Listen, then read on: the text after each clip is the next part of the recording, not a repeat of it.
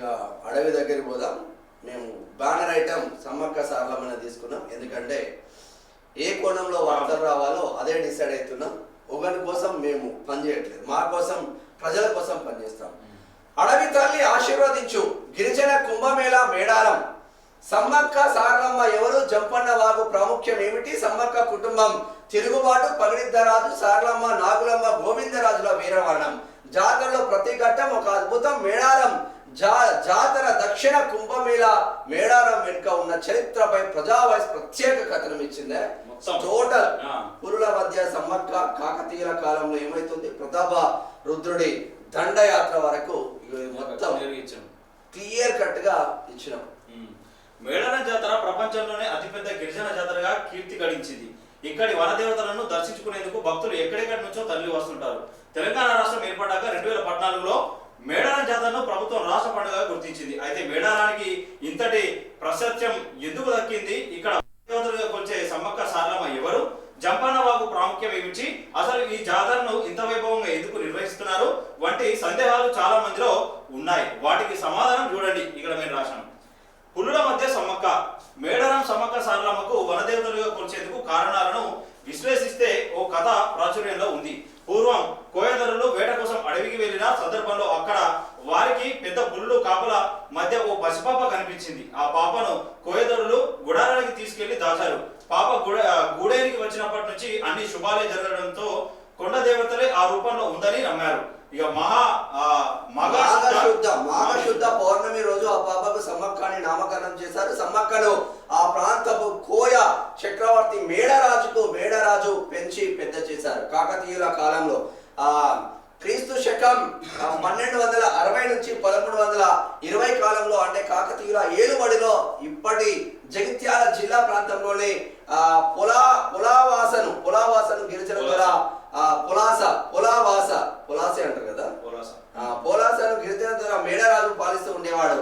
ఇతను తన మేనల్లుడు మేడారం పాలకుడైన పగిడిద్ద రాజుకు ఇచ్చి వివాహం చేశాడు. ఆ సమ్మక్క పగిడిద్ద రాజు దంపతులకు సారలమ్మ, నాగులమ్మ, జంపన్న ముగ్గురు సంతానం. సమ్మక్కకు ముగ్గురు సంతానం, సారలమ్మ, నాగులమ్మ, జంపన్న. ప్రతాపరుద్రుడి దండయాత్ర.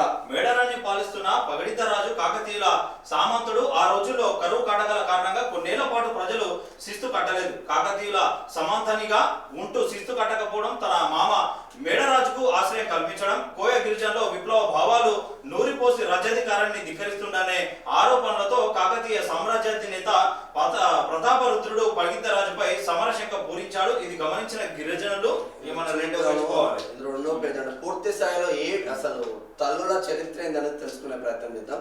ప్రభుత్వంపై తిరగబడేందుకు సిద్ధమయ్యారు. సంపెంగ వాగు జంపన్న వాగుగా ఎలా అవతారం రూపొందించింది.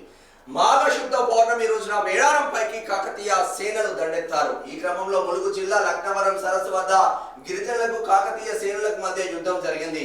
ఈ క్రమంలో సాంప్రదాయ ఆయుధాలతో పగిడిద్ద రాజు, సారలమ్మ, నాగులమ్మ, జంపన్న, గోవిందరాజులు, సమ్మక్క పగిడిద్ద రాజు అల్లుడు వీరోచితంగా పోరాటం చేశారు. కానీ కాకతీయ సేనల దాడికి తట్టుకోలేక మేడరాజు, పగిడిద్ద రాజు, సారలమ్మ, నాగులమ్మ, గోవిందరాజులు యుద్ధంలో మరణించారు. వారి మరణ వార్త విన్న జంపన్న అవమానాన్ని తట్టుకోలేక అక్కడి సంపంగ వాగులో దూకి ఆత్మహత్య చేసుకున్నాడు. అప్పటి నుంచి సంపంగ వాగును ఆ జంపన్న వాగుగా పిలుస్తున్నారని చరిత్రకారులు చెబుతున్నారు. సమ్మక్కకు వెన్నుపోటు. తన కుటుంబం మరణించిందన్న వార్త విన్న సమ్మక్క యుద్ధరంగానికి వచ్చి కాకతీయ సైనికులపై విరుచుకుపడింది. విరోచితంగా పోరాటం సాగించింది. ఆమె వీరత్వం చూసి ప్రతాపరుద్రుడు ఆశ్చర్యపోయాడు. కానీ ఓ కాకతీయ సైనికుడు దొంగచాటుగా సమ్మక్కను బల్లెంతో వెన్నుపోటు పొడిచాడు. ఆ గాయంతోనే మేడారం గ్రామానికి ఈశాన్యంలో ఉన్న చిలుకల గుట్టకు వెళ్లి ఆమె అదృశ్యం అయిపోయిందని చెబుతారు. ఆ తర్వాత చెట్టు కింద ఓ పుట్ట దగ్గర ఓ కుంకుమ భరిణి కనిపించిందట. ఆ తర్వాత తప్పు తెలుసుకున్న ప్రతాపరుద్రుడు సమ్మక్క భక్తుడిగా మారిపోయాడు. కుంకుమ భరణిలకు పూజలు ఇందుకే. కొంతకాలానికి ప్రతాపరుద్రుడు కోయ రాజులు కట్టాల్సిన కప్పాన్ని రద్దు చేసి సమ్మక్క భక్తుడై కానుకలు సమర్పించాడు. 2 ఏళ్లకోసారి జాతర నిర్వహిస్తామని ఆదేశాలు జారీ చేశారు. ఈ సమ్మక్క సారలమ్మ జాతర అలా మొదలైందనే కథ విస్తృతంగా ప్రచారంలో ఉంది. కుంకుమ భరణిలనే సమ్మక్కగా భావించి అప్పటి నుంచి 2 ఏళ్లకు ఒకసారి మాఘ శుద్ధ పౌర్ణమి రోజున సమ్మక్క సారలమ్మ జాతరను భక్తి శ్రద్ధలతో జరుపుకునే సాంప్రదాయం ఏర్పడింది. చివరికి వన ప్రవేశం. ఉమ్మడి వరంగల్ జిల్లాలోని ములుగు కేంద్రం నుంచి 44 కిలోమీటర్ల దూరంలో తాడ్వాయి మండలంలో మారుమూల అటవీ ప్రాంతాల్లో మేడారం గ్రామం ఉంది. ఈ దట్టమైన అడవులు ఆ కొండల మధ్యనే సమ్మక్క సారలమ్మలు కొలువై ఉన్నారు. 4 రోజుల జాతరలో భాగంగా గద్దెనెక్కిన ఆ దేవతలు చివరికి వన ప్రవేశం చేశారు. దీంతో మహా జాతర ముగుస్తా ఉంది. ఇది దీనికి ఒకసారి 4th పేజ్ లో మీకు చూసిన తర్వాత రిమైనింగ్ వార్తలు గతంలో ఎట్లా జరిగే జాతర ఆ పాత కథనాలు అనేది సో కొన్ని ఫోటోలతోని ఒక కథనం వచ్చింది మన దాంట్లో మంచిగా క్లియర్ గా 5th పేజ్ లో మామూలు స్పెషల్ ఇచ్చింది. ఇది ప్రజా వాయిస్ ప్రత్యేకం అబ్బాయి. ఇది ఎవరు ఇవ్వలేదు.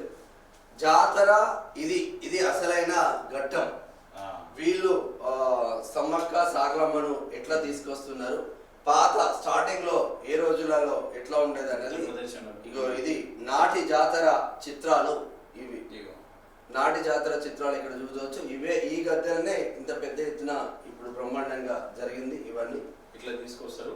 ఇట్లా వాళ్ళ వాయిద్యాలతో డోలు వాయిద్యాలు శివసత్తులతో ఊరేగుతా ఉన్నారు. ఇప్పుడు ఇవన్నీ అప్పటి కాలం కట్టెలతో లైన్ చేసిరు. అప్పటి కాలం రీసెంట్లీ కూడా ఉండేది. ఇప్పుడు కొంచెం చేంజ్ అయింది అంతే. ఇట్లా కోడ్లను ఎదుర్కోలు చేస్తారు. ఇవన్నీ పాత చిత్రాలు.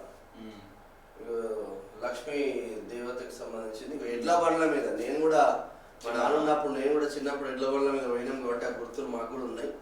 ఎడ్ల బండ్ల మీద డేరాలు వేసుకొని గడ్డి ఆని పెట్టుకొని పోయేవాళ్ళు. ఇప్పుడు ఈ గుడిసెలు ఏం లేవు. ఇప్పుడు ప్రజెంట్ స్నానాలు ఇట్లా చేసేది. ఇప్పుడు కొంచెం వసతులు సౌలతులు పెరిగినాయి కాబట్టి ఇబ్బంది ఏమి లేదు. అంటే ప్రత్యేకంగా ఇవ్వాలన్న కోణంతో ఈ ఫొటోస్ ఇవ్వడం జరిగింది. ఏ పేపర్ కూడా ఎక్కడ కూడా మీకు ఫోటోస్ మీకు అసలు జాతర గురించి పెద్దగా చెప్పరాబా. ఎందుకంటే గిరిజన ఆదివాసీ జాతర కాబట్టి ఎంత చిన్నగా చూపిస్తే అంత వాళ్ళకు ప్లస్ అవుతుంది ప్రభుత్వాలకు. ఎందుకంటే పెట్టుబడి వ్యవస్థలలో ఉంటాయి పేపర్లన్నీ. ప్రజల కోణంలో పేపర్ లేవు. ఈనాడు కమ్మైనదే, ఆంధ్రజ్యోతి కమ్మైనదే, నమస్తే తెలంగాణ వెలుమైనది, దిశ వెలుమైనది.